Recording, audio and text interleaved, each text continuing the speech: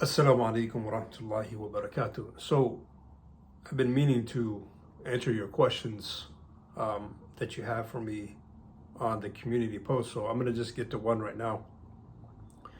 So, this one comes from Muhammad Rayan, and he says, Maliki, I think we Arabs in specific and Muslims in general would benefit greatly from understanding from your perspective as a Scandinavian. Pre-Islamically, what actions of ours would promote Islam in the eyes of your people? What actions should people? What actions shove people away from the religion? How do you go about leaving a good image in front of Scandinavians in specific and Westerners in general? Many thanks in advance. That's a good question. I talk about this a little bit in my other video, but the number one thing that you can do is we have to show people our Islam, how we are Muslims. And a lot of the times that gets misconstrued of holier than thou type of attitude. So these are people that have, non-Muslims and Westerners. They have no moral compass, and they have no moral compass, and they have really nothing to teach them what is good and bad from a book. Yes, there's some good people that are non-Muslims, and they've been brought up very well, but we don't, as Muslims, want to take this high road of I'm better than you. A lot of the times, people will be more open to listen to you if you're more down to earth. I always talk to people when I'm outside, and somebody says something about my car or whatever. Just could be any type of conversation. I always just talk to them. Sometimes they want to know my religion. Sometimes they just want to have a chat, and I think that opens up things. I think that opens up, better and greater conversations. So, like I said, one of the things we as Muslims, we know that we have the truth. We know that we have the truth. We know that we have the best example, sallallahu alaihi wasallam. But the thing is, Westerners and Scandinavians, Norwegians, Swedish, Finnish, all those Danish people, they don't know you.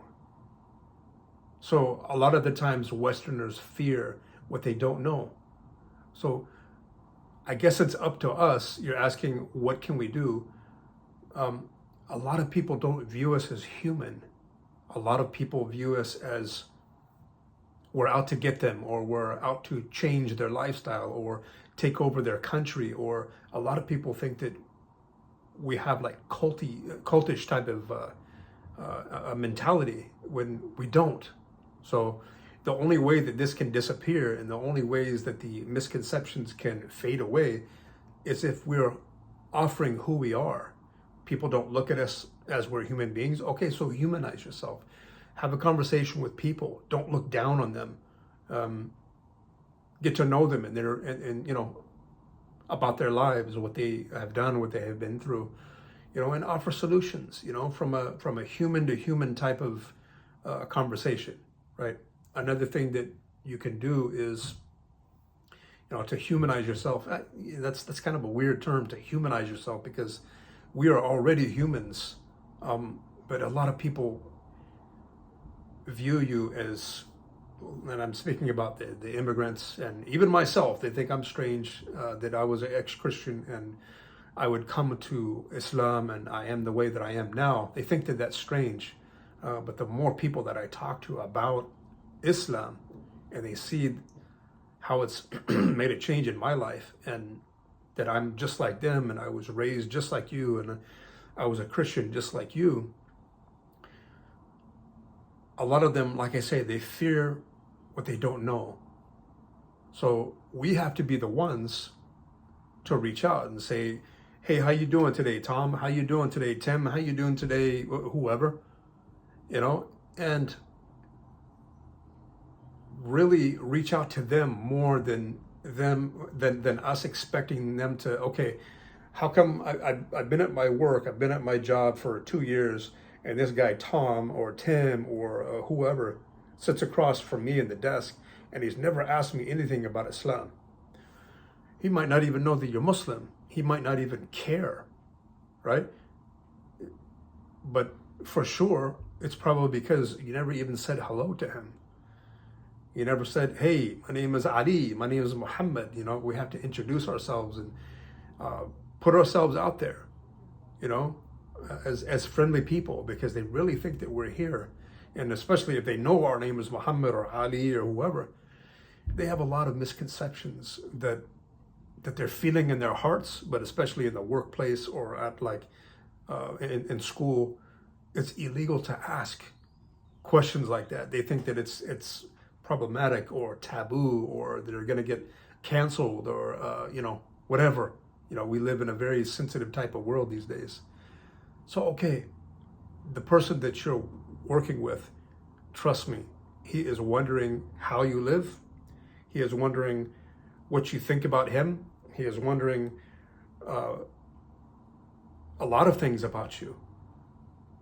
But he's never going to come up and ask you. One thing that I always do at work, I'm a truck driver. I meet a lot of people that are, they're all the way to the right, and they don't like Islam at all. One thing that I like to do is when I introduce myself, or when people come to know my name is Ali.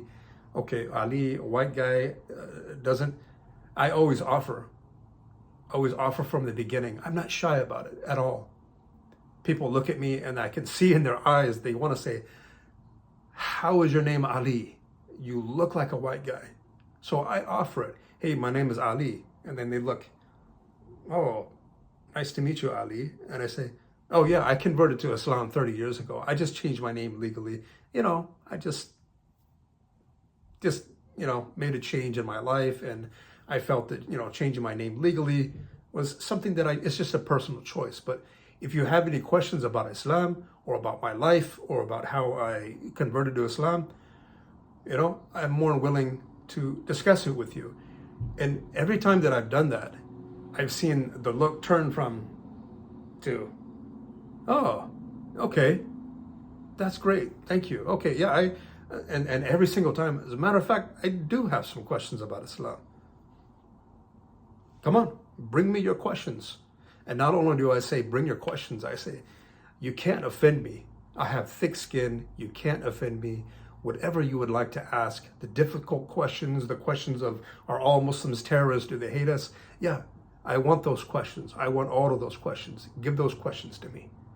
So, in short, wrapping this thing up, we have to be available to the people that we live around, our neighbors, our coworkers, the people that we go to school with, the people that we bump into, everyday life in the grocery store or whatever.